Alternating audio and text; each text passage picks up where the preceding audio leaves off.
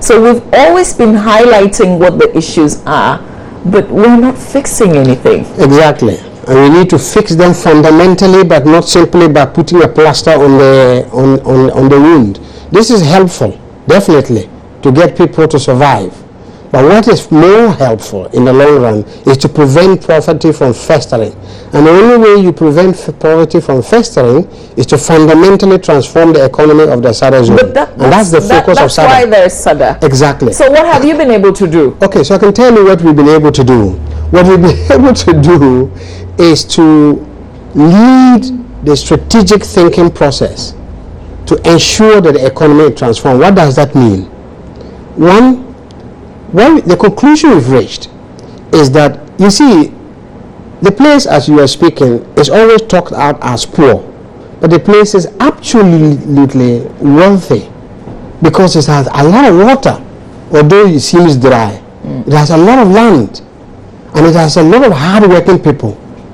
What hasn't happened sufficiently is to bring the water to the land. When people migrate from the SADA zone, or when the women are struggling, it is because they are able to cultivate for themselves only 4 months in a year.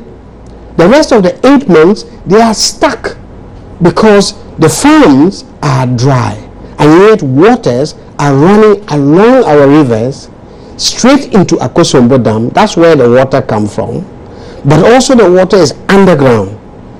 So first and foremost, we are leading the process of ensuring that the government, but also private investors and donors, and we work very closely with USAID, with the European Union, currently as we are speaking, to ensure we prioritize irrigation, large-scale irrigation, so that you can create wage-earning jobs. Small-scale irrigation, so that women like her can, during the dry season, be able to have water for her goats, but also water to water her vegetables, which she can take to the market. So where is this visible? Where is this visible? We have several examples, but I'll tell you what one thing is visible. The reason why I'm in a hurry to tell you about projects is that we always run away from the fundamental things that need to be done from the north and quickly look for a project example or the other. I will give you the project example or the other. But first, let's deal with the fundamental issues. The fundamental issue is that there's inadequate investment in a zone that can lift the economy of this country. In irrigation, in roads. It is the only area where most districts do not connect with each other by tarred roads. The only area. And therefore, even when rains fall, you can't connect one area to the other. As we speak, rains are falling, and a large part of the area has become what we call overseas, inaccessible, because the roads, which are also do not have bridges, have been cut off. We have to address the investment issues of the Savanna zone in a serious way, starting with irrigation. Why you are there? Yes, we are not there to replace government. We do not have a source of collecting taxes. We are there to provide guidance for government investment. We have no independent processes of mobilizing the money in order to build bridges, build irrigation, and prepare farms. We are there to make sure that we are doing the appropriate planning guidance. So are your interventions effective? Do you see your recommendations, for instance, being carried through? Yes, we see a number of things coming through. You asked me first, give me an example of an effective irrigation scheme. We have an absolutely effective irrigation scheme which we piloted with a Dutch company, because the SADA law allows us to do public-private partnership.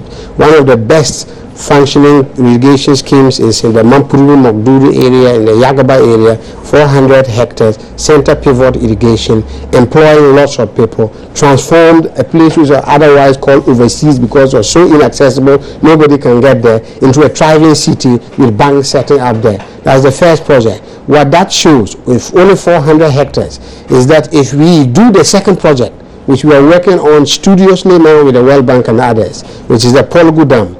The Polgu Dam, if it is constructed, it was started during Nkrumah's time.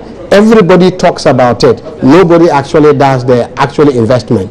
But we are working strongly with the World Bank to make that happen. But you know what the program? SAD is the government of Ghana also doing something? Because I hear a lot about the European Union, I hear the World Bank.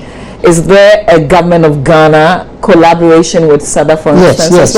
Yes. The government of Ghana collaborates with SADA in a very effective way. We've just started a project, one of the first irrigation projects of several years, Tamale in the Boku East. They've cut short in constructing Tamale. There is no way that we can construct Polgu Dam without the government of Ghana. As we speak, the government of Ghana has just organized and negotiated with SADA to establish mechanization centers in 45 areas across the SADA zone. What does it mean? Are they giving you funding for this? No. The best way to work is not to make SADA a direct deliverer of projects. The best way for SADA to make the best impact is to create those, guide the approaches that things can happen working with existing. So we work closely with the Ministry of Food and Agriculture, where we identify the 50 places, we map the places, we acquire the land to ensure that the mechanization centers are happening. We provide guidance to those investors who are going to set up the mechanization centers. So that's what we do. And so mechanization centers will happen, and it is in joint arrangement with the Ministry of Food and Agriculture. But the same way, it is with Ministry of Food and Agriculture that we will have to have two of the priority irrigation projects that we are working with happen.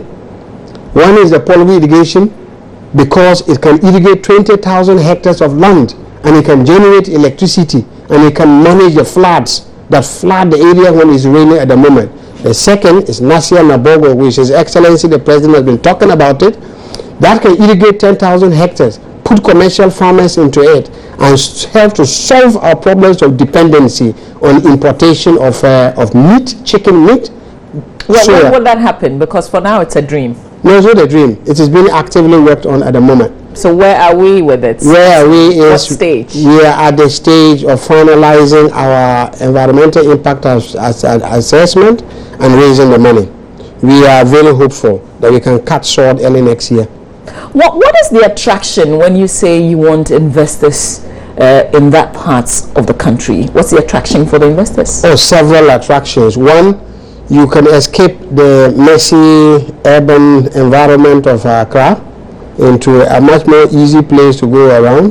The air is cleaner. The place is less messed up. You can build a livable house that you can live. Secondly, there's a lot of land, as I said. The people have run away from poverty, and they are all stuck in the slums here.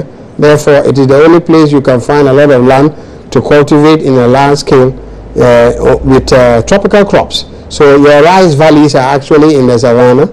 Your sugar valleys are actually in Savanna. We are struggling with trying to find sugar cane to feed the plant that we have just opened. You want sugar cane, go and grow them in the Savanna. There's over 2.5 million hectares that is appropriate for sugar cane, and there's enough water out there. So why didn't we build another sugar factory in the north, for instance? Because we have not yet invested in the irrigation needed to make the soils appropriate for sugar cane. That's what SADA is working on. This irrigation success story, how is that reflecting in the local people? Do they see the difference? Do they appreciate what's happening? Oh yes, I mean TV3 has been recording this many times. You see, the thing is this, it's not just a foreign investor.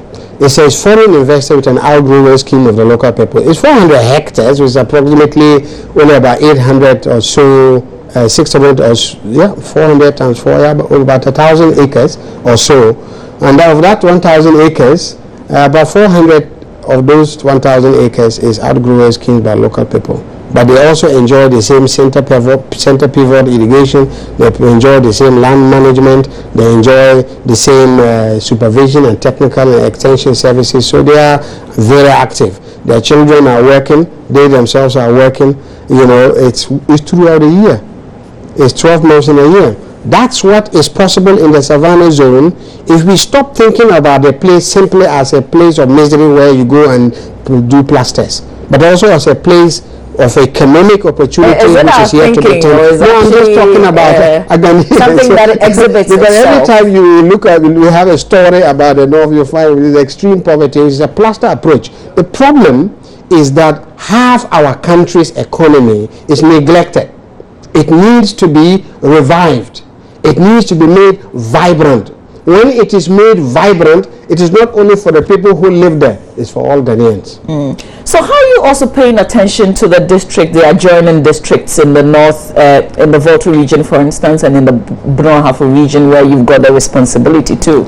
Oh no, we have field offices in all of our 5 regions. So our Brong-Ahafo region office is in Kintampo, our Volta region office in Dambai. At the moment, what we do to support extreme poverty, small-scale businesses, is that we put a bit of our money that we have into the rural banks. So we put money in the rural banks. We put money so that the rural banks continue to thrive. But I'm told you don't have enough anyway. Yes, that doesn't mean that we have zero. So, and secondly, we do have support. We do get support from development partners as well. So we are not stuck in that sense. But would you need more money? Would you need more money, or you're comfortable where you are? We certainly need a lot of money to do a number of things. One, mop up the land to ensure that we can prepare the lands for investors who are knocking at our doors all the time. You just have to come to the SADA office in Accra and you see the series of investors who come to the place. Our office is opposite the American Embassy. There's a lot of demand for land to do commercial agriculture and to establish processing centers and industrial and agro parks.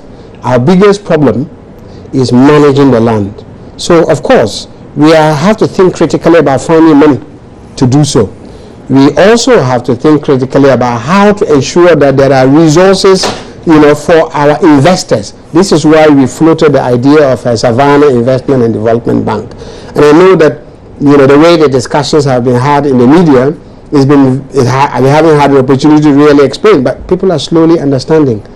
We want to sponsor, not set up.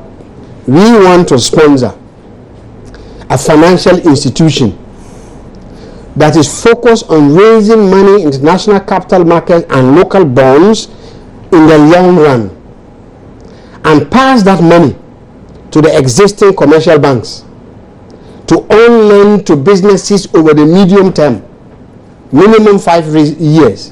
Why? Because the situations are generally so harsh.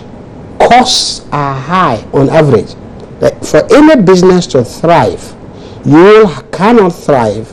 It doesn't matter how you push short-term interest rates down.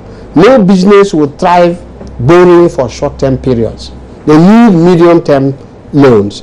And if you look at what the international investors do here, they borrow their money from abroad in the long term. But that's why they're able to. But why would you want to sponsor a financial institution? Because it's the only way to mobilize and leverage sufficient capital into the area.